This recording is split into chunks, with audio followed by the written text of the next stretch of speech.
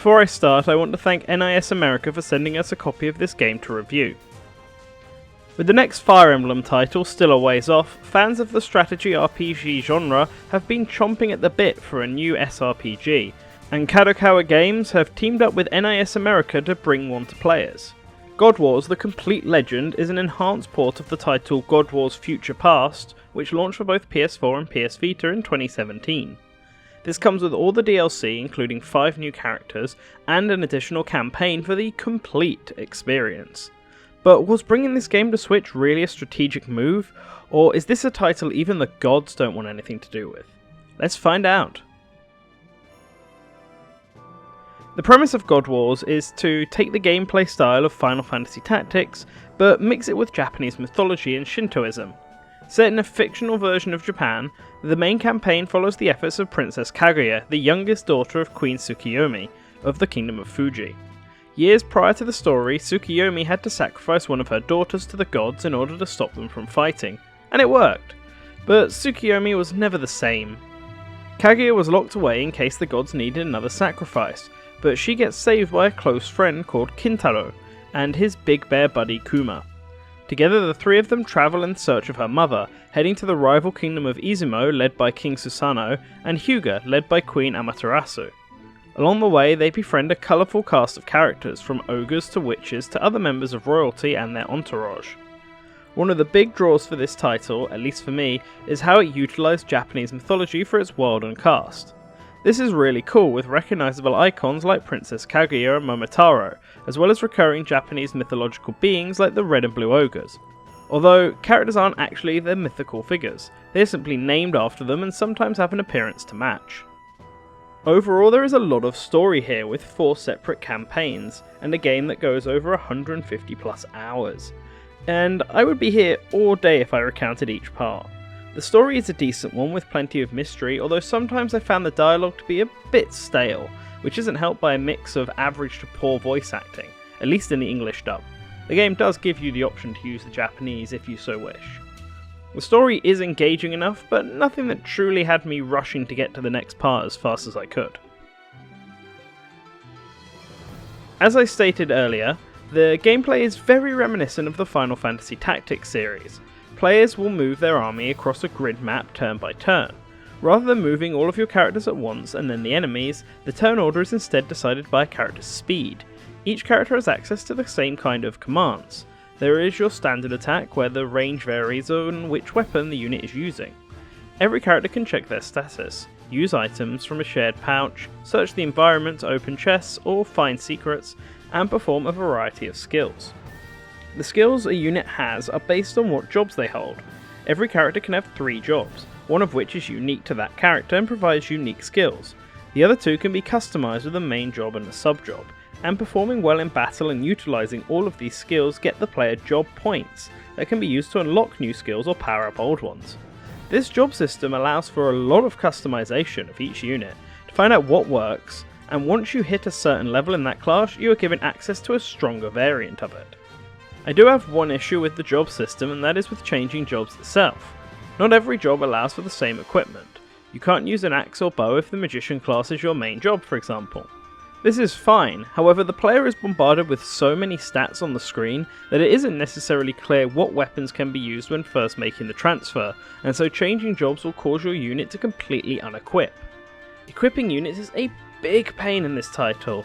There is a recommended option to speed up the process, but it's not really based on the class or unit as you would expect, rather simply on where you want to position that unit on the map. Honestly, I don't feel like this is necessary. While each map starts with a front and back row, 9 times out of 10 that kind of formation won't stick, as chasing the enemies will have your units break formation for a more tactical position for the situation at hand. It would have been much nicer to have an easy way to equip items based on the class, at least instead, as overall changing equipment is a slog. Another issue I found is that changing jobs causes your units to lose all of the skills you've been training in each class. This is a weird complaint, and I understand why it was done, but it can be quite frustrating sometimes, as you hit a wall with your skills abilities, and if you want to push on, you have to forget everything you've learnt and just take in a new set of skills and start from the beginning. It would be better if, once mastering a skill, you could use it regardless of class. but the skills and jobs on offer are extremely varied. Classes that focus on brute strength, others on healing, some on buffs and debuffs, and more. The weapon variety is also really good with spears, axes, swords, shields, staffs and bows, just to name a few. It can really help to make each unit unique, even if they start off quite similar, like Kaguya and the newcomer Orihime. Orihime is a character who can be obtained quite early on. Players simply need to visit a shrine to have her appear.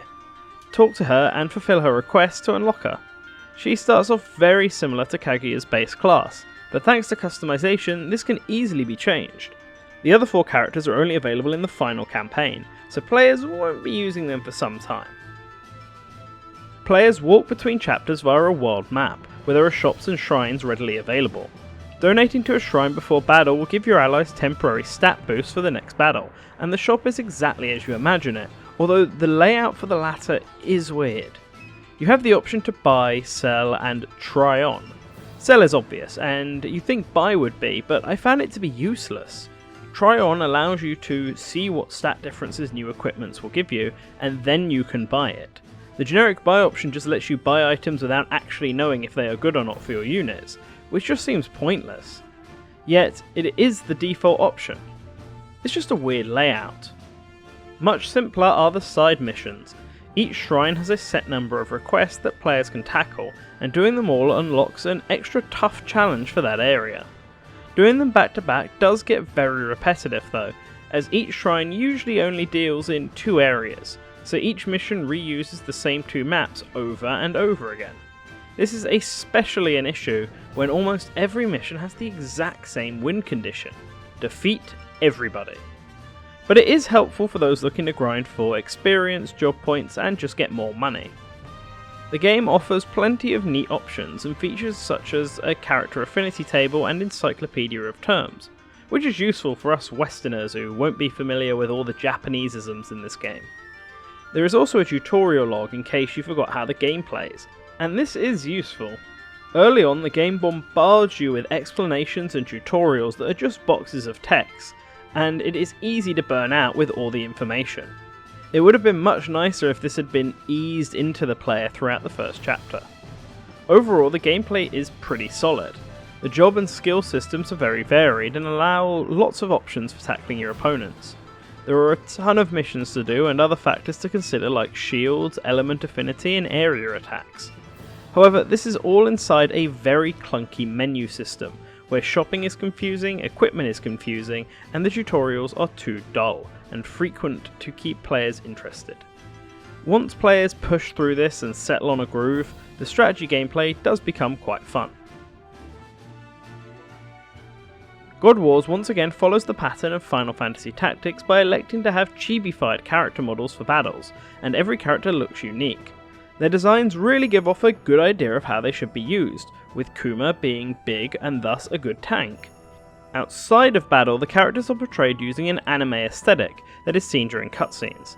Every so often, special animated cutscenes will play out. These can range from fully animated and voiced, to still images moved around and played on top of one another. However, the voice acting is complete voice acting, not just animated cutscenes but all the dialogue, which is really nice. The environments are quite varied as well, between hillsides, riverbanks, mines and more. Some have special obstacles, others are more linear, and they can vary in height, allowing for tactical advantages where range fighters can do more damage when attacking an enemy below them. The map screen looks very nice, being done in a woodblock style similar to Okami, although this is the only place in the game like this. Overall, the visuals are very good and work well with the Japanese aesthetics given. I can't say the same about the sound though. One of your options allows you to customize the sound volume, which is a blessing as the default audio balance is just awful. The background music is so much louder than the character's voice acting, making it really hard to hear in some cutscenes. Then the sound effects are all just pretty generic, and some were actually annoying to listen to multiple times. I also don't think that the soundtrack is very memorable.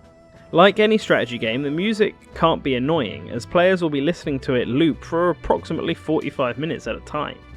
Thankfully, it isn't annoying, but you would think that listening to it for so long I would actually remember the tracks, and the sad reality is I just don't.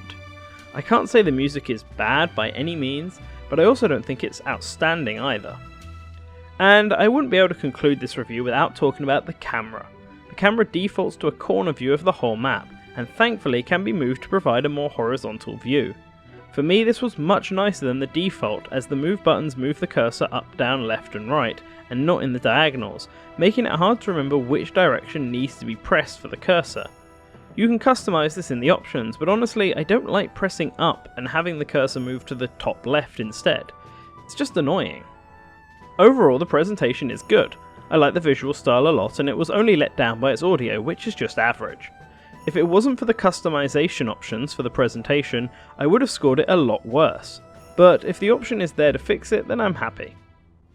God Wars: The Complete Legend wasn't a game on my radar, and I only sought to review it because of my love of strategy RPGs and my interest in Japanese mythology.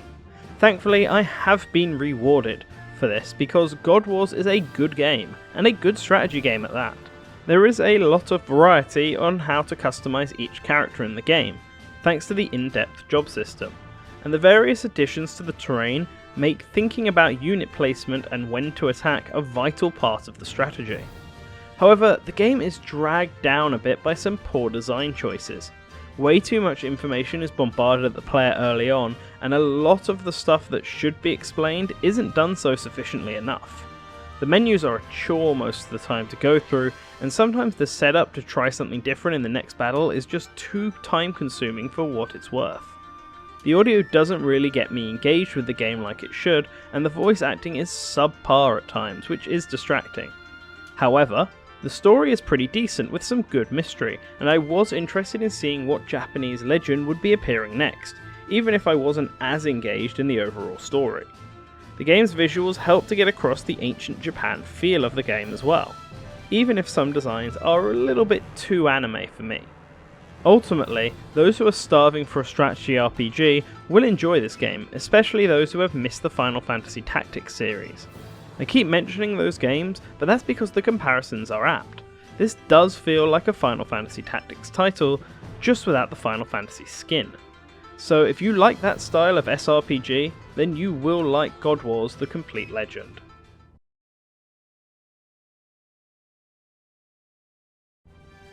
Before I go today, I want to thank Kadokawa Games and NIS America for this review copy. I hope it does them well. As for everybody else listening, let me know if you are interested in this game or if you already picked it up in the comments below. Give it a like if you enjoyed this video, and I want to give a special shout out to all of our patrons, in particular our super patron the Duke of Dorks. A link to his channel will be in the description below. With that, make sure you subscribe so that you can always remember to return to the source.